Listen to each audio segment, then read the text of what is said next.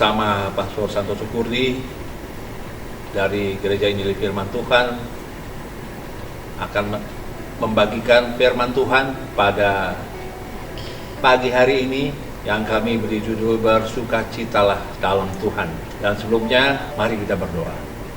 Bapa, kami mengucap syukur, terima kasih kepadamu ya Tuhan, kasih anugerah Tuhan yang luar biasa di sepanjang hidup kami dan khususnya hari ini Tuhan, di mana sebentar hamba-Mu akan menyampaikan kebenaran firman-Mu.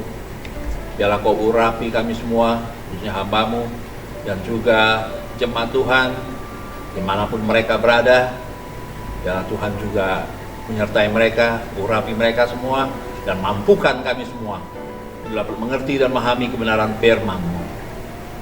Terima kasih Tuhan, dalam nama Tuhan Yesus kami sudah berdoa dan mengucap syukur. Haleluya, amin. Salam Bapak Ibu, saudara sekalian yang dikasihi Tuhan Yesus Kristus. Pada pagi hari ini saya akan membagikan firman Tuhan yang berjudul Bersukacita senantiasa dalam Tuhan. Mari kita baca di dalam Filipi 4 ayat 4. Bersukacitalah senantiasa dalam Tuhan. Sekali lagi kukatakan, bersukacitalah. Rasul Paulus mengucapkan kata-kata ini, bersukacita dalam Tuhan, sebanyak 2 kali. Pertanyaannya, mengapa kata bersukacita ini diulang 2 kali? Karena kita tahu bahwa manusia itu kadangkala lupa. Makanya diingatkan lagi agar manusia tidak lupa untuk bersukacita senantiasa.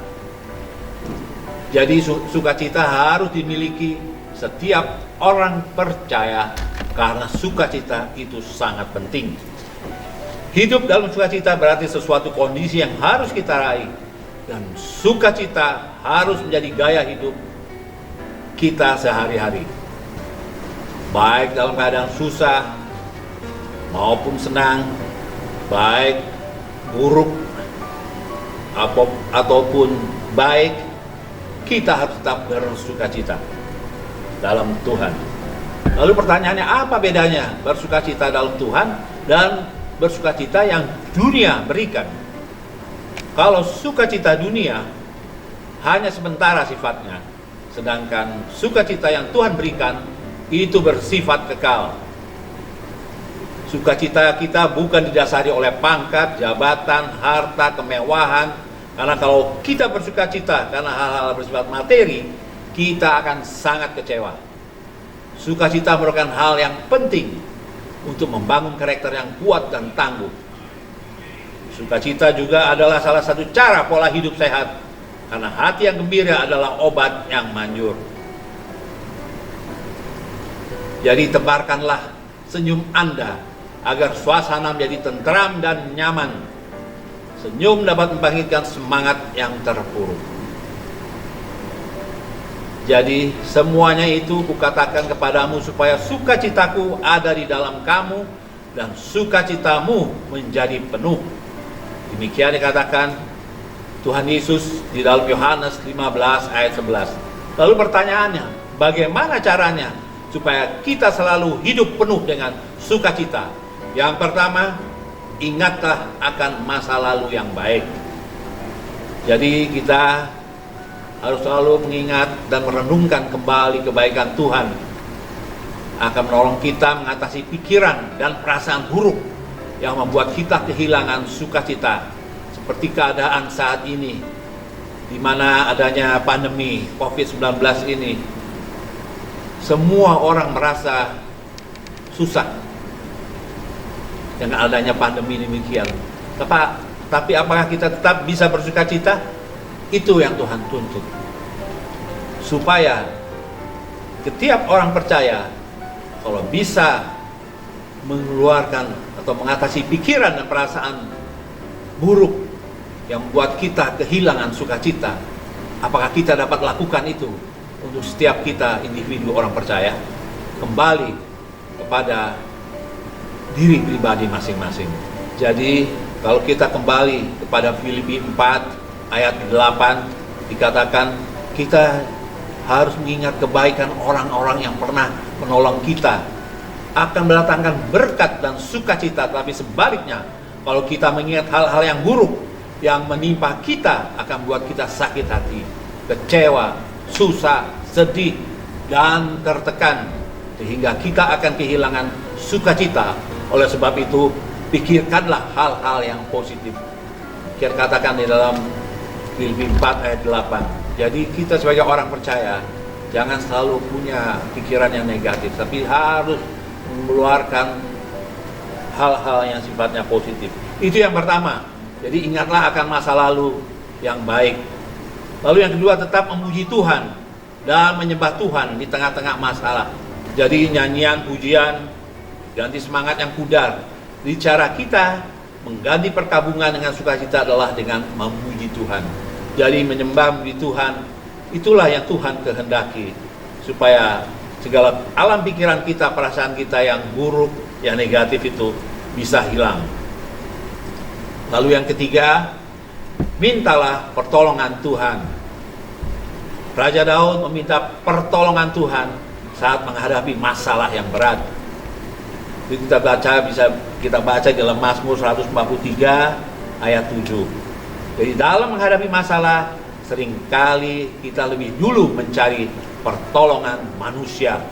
Bahkan ada yang sering pergi ke paranormal, dukun, dan hasilnya hanya kecewaan dan masalah yang makin berat.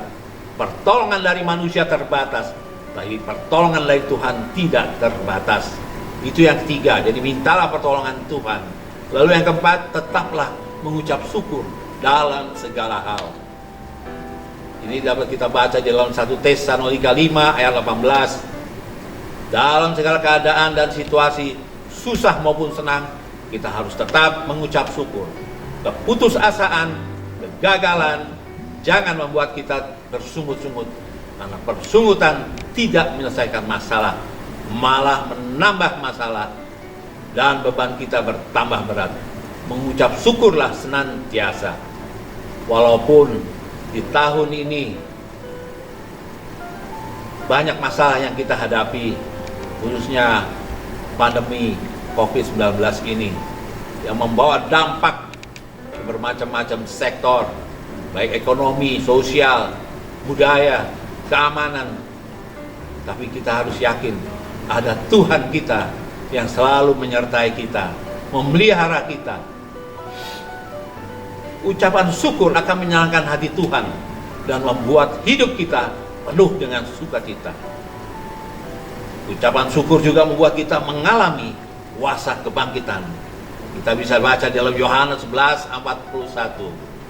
Ucapan syukur adalah kunci kemenangan kita.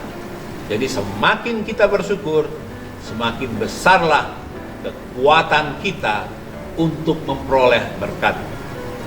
Bersyukurlah dan bersukacitalah senantiasa, walaupun beban dan penderitaan terasa berat. Lalu yang terakhir, yang kelima, lakukanlah hal-hal yang baik.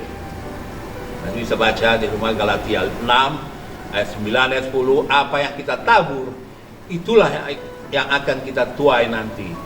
Jika kita menabur kejahatan, kita akan menuai kejahatan. Tapi sebaliknya, jika kita menabur kebaikan, kita akan menuai kebaikan juga. Orang yang menabur kebaikan, hidupnya pasti dipenuhi dengan sukacita. Yesus selalu memberikan teladan kasih dan kebaikan bagi umatnya.